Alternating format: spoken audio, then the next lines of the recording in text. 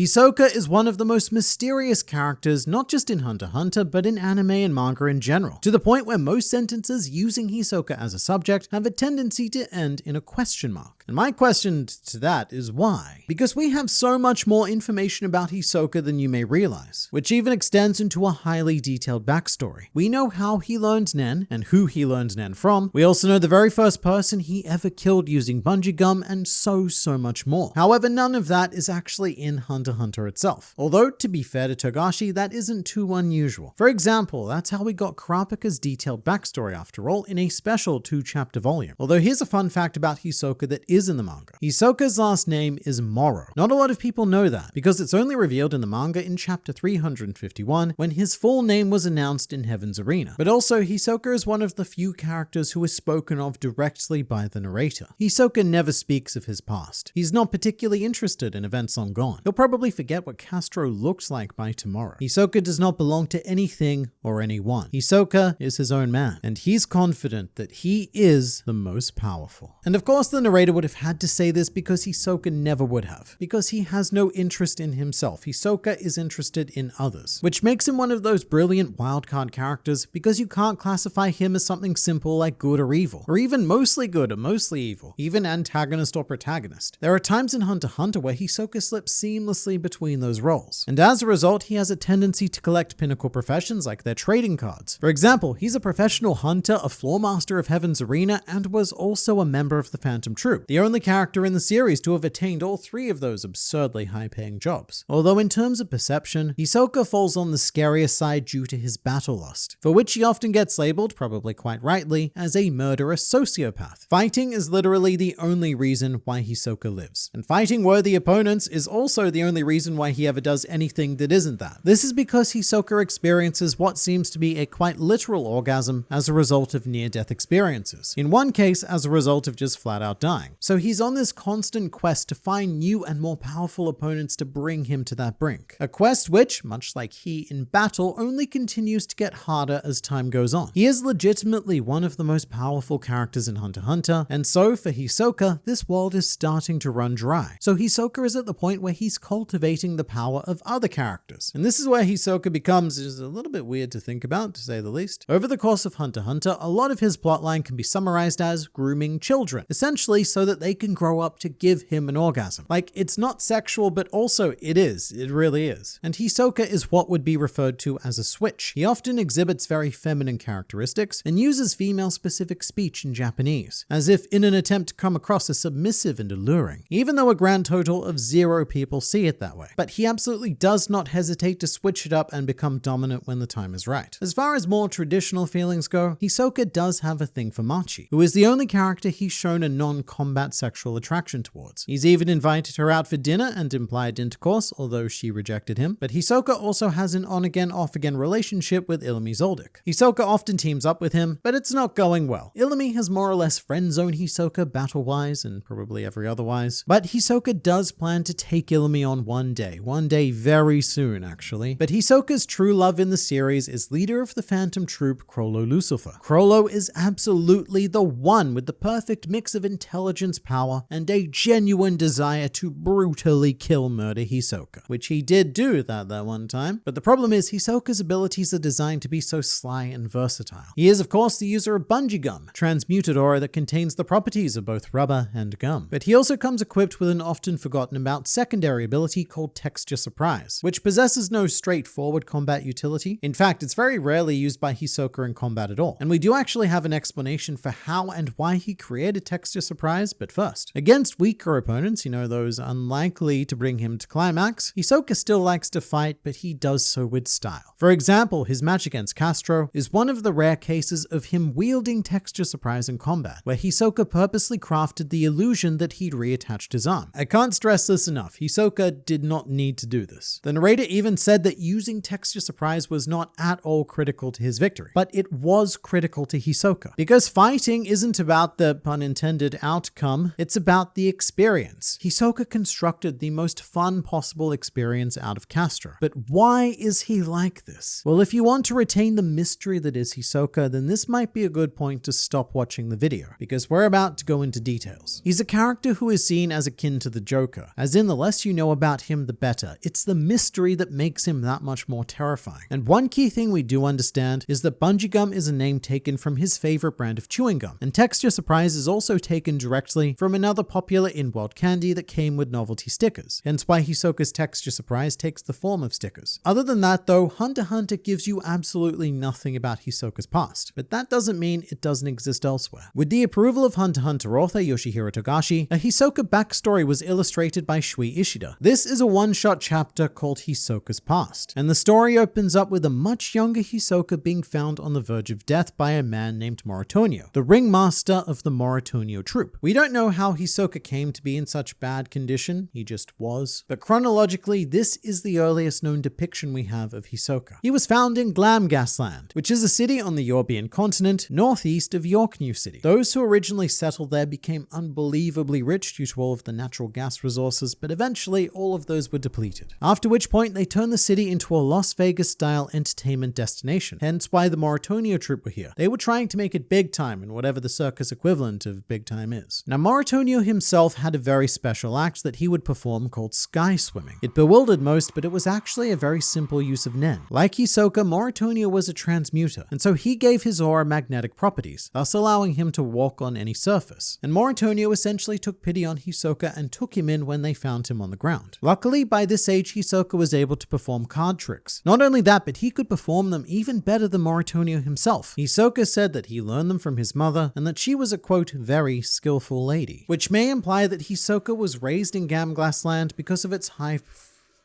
How have I been saying it? It's supposed to be Gasglamland. Which may imply that Hisoka was actually raised in Gasglamland since it has such a high focus on performance. Was I saying Glamgasland?